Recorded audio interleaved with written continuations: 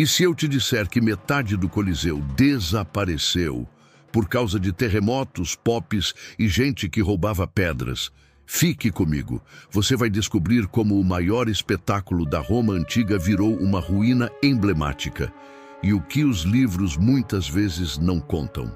Olá pessoal, bem-vindos aos Segredos da História. Hoje vamos desvendar a trajetória fascinante do Coliseu, da construção magnífica ao seu estado atual de ruína, com segredos escondidos, contradições e curiosidades que quase nunca caem nos livros escolares. Antes de mergulhar, já deixa seu like, inscreva-se no canal e ative as notificações para não perder os próximos vídeos.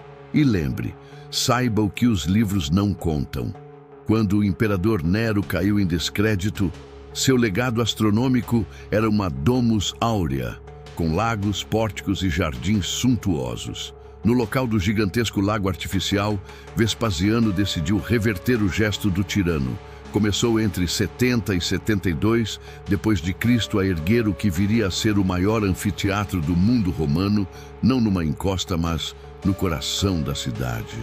Chamado inicialmente de Anfiteatro Flávio, da dinastia Flávia, Vespasiano, Tito, Domiciano, o Coliseu foi uma peça política e simbólica.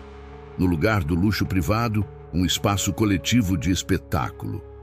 Diz-se que ele foi financiado com o tesouro saqueado da Guerra Judaica, saque de Jerusalém em 70 depois de Cristo, e há indícios de que muitos escravos judeus tenham participado da construção. A estrutura emergiu com surpreendente rapidez. Já com 3 andares quando Vespasiano morreu, e a inauguração oficial, com jogos suntuosos, foi feita por Tito em 80 depois de Cristo. Aqui começa o primeiro segredo que os livros muitas vezes suavizam. Não foi apenas um projeto arquitetônico, foi um ato de poder, de retorno simbólico ao povo de Roma, emergindo do ego de Nero para um espetáculo público. O Coliseu foi uma obra de engenharia revolucionária. Sua estrutura não dependeu de relevo natural ou encosta. É autossustentada por arcos, abóbadas e colunas. Foi construído com travertino, tufos vulcânicos, concreto romano e tijolos. Blocos imensos eram unidos por grampos de ferro, que mais tarde seriam extraídos, enfraquecendo o edifício. Na face externa, vemos 3 ordens de colunas: dórica no primeiro nível, jônica no segundo, coríntia no terceiro, e ao topo, suportes para o velarium, uma vela retrátil monumental que fornecia sombra ao público. No total, estima-se que o edifício usou cerca de 100 mil metros quadrados de travertino, além de concreto e blocos de tufa. A circulação foi projetada com precisão. Cerca de 80 portas de acesso, 76 para o público comum. Escadarias radiais e vomitórios permitiam entrada e escoamento rápido, em minutos, evitando tumultos. Esse grau de engenharia social, somado ao domínio técnico, revela um coliseu pensado como uma máquina funcional, não apenas um monumento decorativo. O Coliseu refletia a rigidez social romana. O imperador tinha seu assento privilegiado, pulvinar, e classes sociais, dignidades e funções tinham espaços determinados. Ali ocorreram gladiaturas, venaciones, caças de animais exóticos, execuções públicas, reconstituições de batalhas e mitos. Nos Jogos Inaugurais de Tito, há relatos antigos de mais de 9 mil animais mortos durante centenas de dias de entretenimento.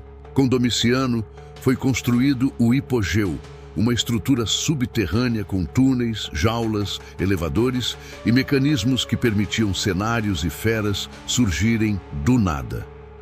Por causa desse hipogeu, a prática de inundar a arena para simular batalhas navais, naumaquiae, se tornou inviável. Muitos relatos antigos falam dessas lutas aquáticas, mas não há consenso arqueológico de que tenham sido feitas no Coliseu depois de o hipogeu existir. Outro detalhe fascinante: o velarium, improvisado com cordas e velas, era operado por marinheiros especialmente enviados da frota em Misenum para dar sombra aos espectadores. Quando você visita o Coliseu hoje, os vãos expostos e as ruínas subjacentes revelam essa máquina teatral gigantesca, palco de poder e espetáculo humano. O Coliseu enfrentou seus primeiros golpes já na antiguidade. Em 217 d.C., um incêndio, segundo fontes antigas causado por um raio, atingiu os níveis superiores de madeira, danificando partes da estrutura. Os reparos se estenderam e novas restaurações foram feitas entre 250 e 320 d.C. Já em 443 d.C., um terremoto danificou o edifício, exigindo intervenções posteriores. Nos séculos seguintes, terremotos severos, especialmente o de 1349, provocaram o colapso da parede externa sul do Coliseu. Outros tremores menores, como o de 1703, somaram danos complementares. A ruína não foi fruto de um único desastre dramático, mas de severas camadas de desgaste, reparos interrompidos e negligência progressiva. Cada reforço, cada remendo, cada rachadura falha é parte da história da ruína em curso. Quando a Antiguidade Clássica cedeu lugar à Idade Média e ao cristianismo, os espetáculos gladiatórios foram progressivamente abandonados, proibidos no fim do século IV, e o Coliseu perde sua função original. Entre os séculos 8 a 14, partes do anfiteatro foram ocupadas por moradias, oficinas, capelas, estábulos. As galés de pedra foram adaptadas como habitações comuns, com divisórias e infraestrutura improvisada. Famílias poderosas transformaram trechos em fortalezas e ordens religiosas ocuparam nichos. O Coliseu virou um microcosmo urbano, casa, sede de poder e labirinto adaptado. Essa reutilização contínua ajudou a preservar partes da estrutura, mas também contribuiu para desgastes e modificações profundas. Muitas paredes internas foram modificadas, aberturas criadas e, em muitos casos, pedras removidas para novas construções. Assim, o Coliseu que chegou à modernidade era ao mesmo tempo ruína, moradia e pedreira, uma ruína viva e integrada à cidade medieval. Depois de 1349, com o colapso da fachada sul, o Coliseu entrou numa nova fase, a de pedreira pública. Poucas estruturas na Europa viram tal saque sistemático. O que foi arrancado? Mármores de revestimento, esculturas, colunas e, sobretudo, os grampos metálicos. Milhões de quilos de ferro que amarravam os blocos de pedra foram removidos por séculos. Cada grampo arrancado deixava orifícios, fragilizando a coesão estrutural. As camadas inferiores, sem revestimento, ficaram expostas.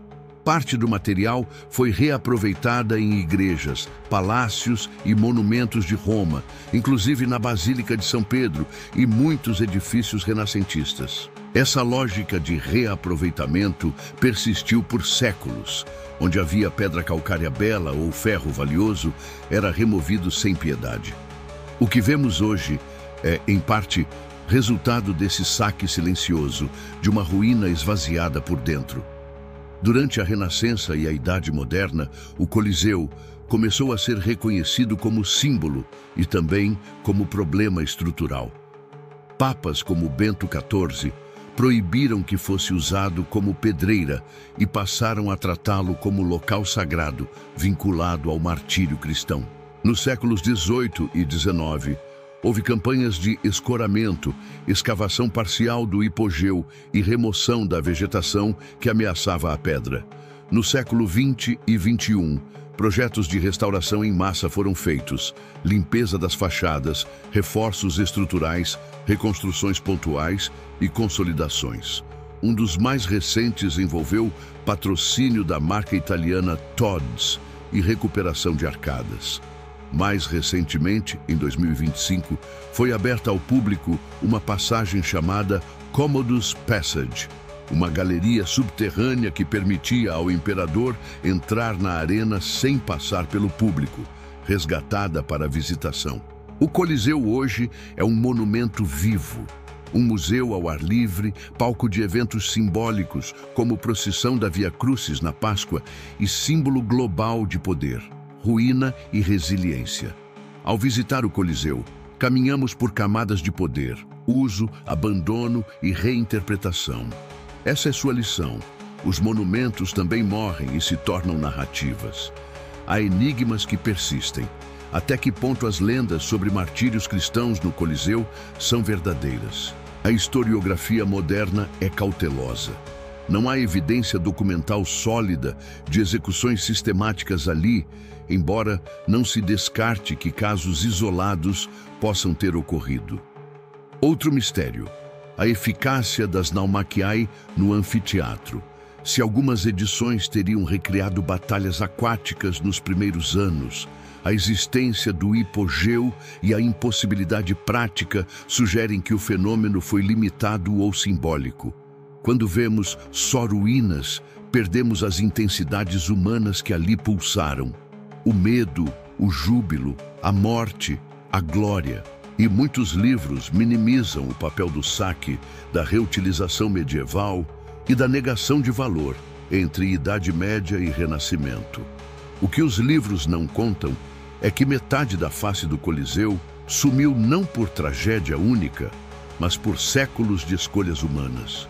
Remoção de pedras, grampos retocados, reaproveitamento sistemático.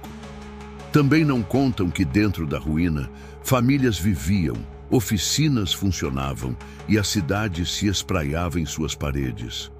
O Coliseu não é apenas um templo do passado, é um espelho. Revela como civilizações constroem, celebram e depois se desfazem, e como depois dizem que conservar é obrigação moral. Se esse vídeo te instigou a repensar monumentos e ruínas, deixa seu comentário. Qual parte mais te surpreendeu? Compartilhe, curta e se inscreva no canal para continuarmos essa viagem pela história oculta. Lembre-se, saiba o que os livros não contam.